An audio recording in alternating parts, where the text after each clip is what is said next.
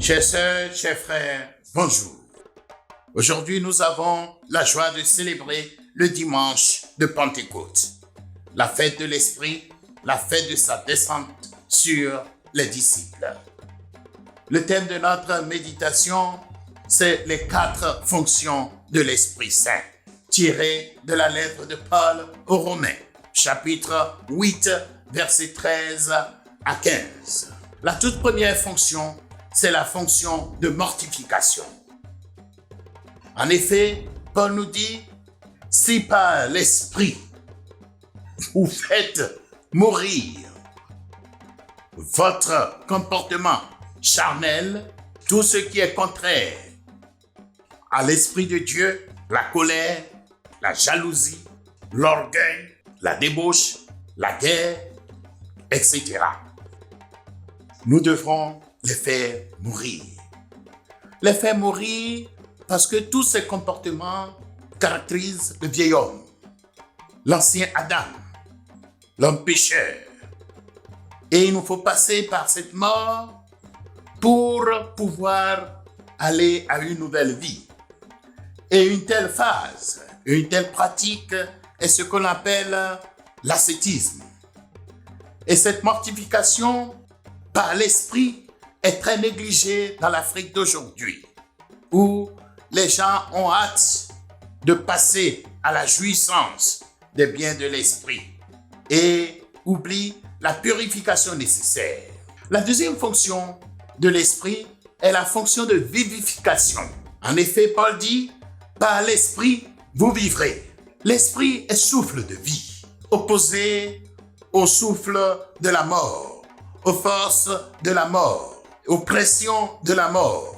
L'esprit nous permet de vivre la vie de Dieu. L'esprit nous renouvelle constamment pour que nous ayons une vie nouvelle dans l'amour, la vérité et la paix. La troisième fonction de l'esprit, c'est la fonction d'enfantement, d'adoption.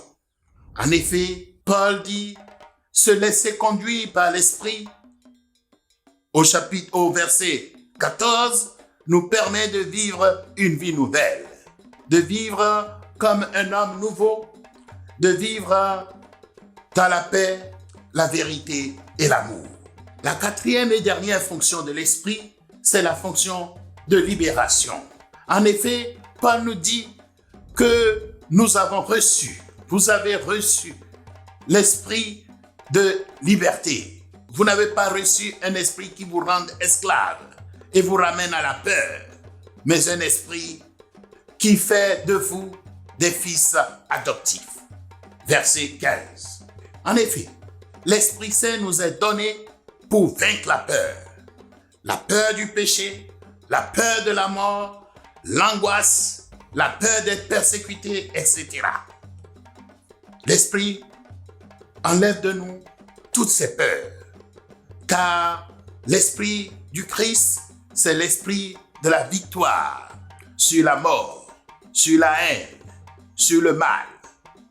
Et l'Esprit donc nous donne cette paix qui fait de nous des enfants véritables, qui fait que nous puissions appeler Dieu vraiment notre Père et que nous sommes vraiment réconciliés avec lui et ne sommes plus des étrangers.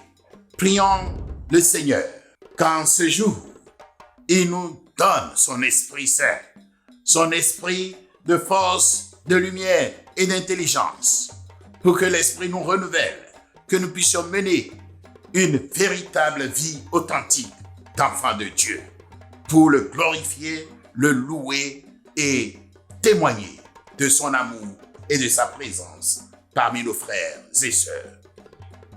Chers sœurs, chers frères, abonnez-vous à vos chafs pour pouvoir avoir chaque nouvelle émission gratuitement.